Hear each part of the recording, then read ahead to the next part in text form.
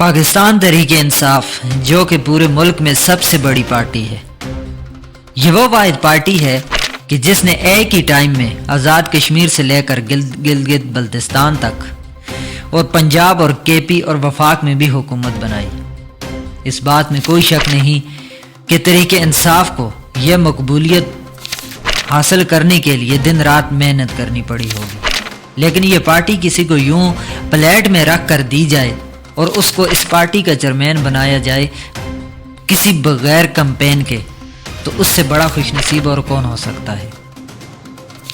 جی ہاں دوستو، یہ پارٹی پلیٹ میں رکھ کر دی گئی ہے اور اس خوش قسمت انسان کا نام ہے عمران خان۔ تحریک انصاف کے انٹرا پارٹی الیکشن سے دستبردار بیرسٹر گوہر علی خان کو چیئرمین پی ٹی آئی کی امیدوار کے لیے نامزد کر دیا گیا۔ بیرسٹر گوہر علی خان۔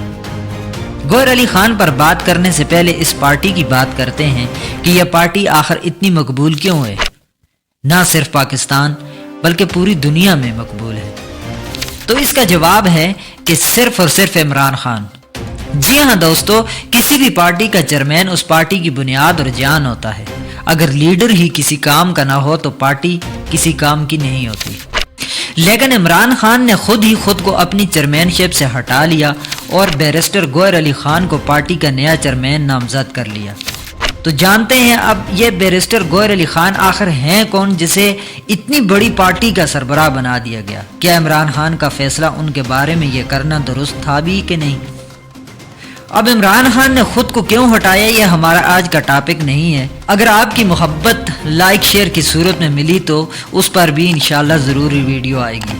تو بات کرتے ہیں گوہر علی خان کی کہ یہ خوش قسمت انسان آخر ہے کون؟ آج سے پہلے جسے ہم صرف وکیل ہونے کے ناطے سے جانتے تھے، آج وہ ملک کی سب سے بڑی جماعت کے سربراہ بن گئے۔ گوہر علی خان جو کہ تحریک انصاف اور عمران خان کی جگہ بننے والے چیئرمین خیبر پختونخوا کے ضلع بنیر سے ہیں۔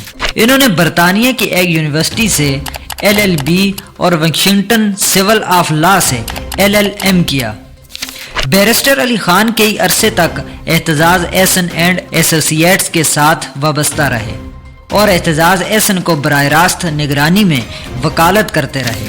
بیرسٹر علی خان اعتزاز احسن کے ساتھ 2007 میں وکلاء تحریک میں بھی پیش رہے۔ اس کے بعد انہوں نے باقاعدہ پاکستان پیپلز پارٹی جوائن کر لی اور 2008 کے الیکشن میں تیر کے نشان پر الیکشن میں بھی حصہ لیا۔ یہ بات الگ ہے کہ وہ الیکشن میں ہار گئے تھے۔ ہارنے کے بعد ان کے پاس دو راستے تھے، پہلا یہ کہ وہ اپنی سیاسی تحریک جاری رکھیں اور آئندہ کے الیکشن میں دوبارہ سے الیکشن میں حصہ لیں، اور دوسرا راستہ کہ وہ سیاست چھوڑ کر وکالت ہی کرتے۔ تو انہوں نے دوسرے آپشن کو اپنایا اور سیاست چھوڑ دی۔ اس کے بعد گزشتہ ایک سال سے عمران خان کی قانونی ٹیم کے اہم رکن ہیں، جن کے ذمے تمام قانونی امور کو سنبھالنا ہے، اور وہ پارٹی کے قانونی فوکل پرسن بھی ہیں۔ پہلے تو گوہر علی خان تحریک انصاف کے خلاف فارن فنڈنگ کیس اور عمران خان کے خلاف مقدمات کی برمار ہوئی، تو ایسے میں جہاں چیلنجز میں اضافہ ہوا وہیں پارٹی میں ان کی اہمیت بھی کئی گنا بڑھ گئی۔ گوہر علی خان جولائی 2022 میں تحریک انصاف میں شمولیت کا اعلان کیا۔ انہوں نے میڈیا سے کہا کہ تحریک انصاف میں ان کے آنے کا مقصد یہ ہے کہ یہ ایک عام آدمی کی پارٹی ہے اور یہ ہر قابل بندی کی پارٹی ہے۔ تحریک انصاف کے ایک رہنما نے میڈیا کو بتایا کہ ان کی بے پناہ خدمات کی وجہ سے ہی عمران خان نے انہیں باقاعدہ تحریک انصاف کا حصہ بنایا۔ تو اب انٹرا پارٹی الیکشن میں عمران خان الیکشن نہیں لڑیں گے۔ اگر انٹرا پارٹی الیکشن کا نہیں پتا تو دیکھیں ہماری پچھلی ویڈیو، جس میں میں نے تفصیل سے انٹرا پارٹی الیکشن کو سمجھانے کی کوشش کی ہے۔ اب عمران خان نے فیصلہ کیا ہے کہ وہ یہ الیکشن نہیں لڑیں گے، تو انہوں نے اپنی جگہ بیرسٹر گوہر علی خان کو پارٹی کا نیا چیئرمین نامزد کر دیا گیا۔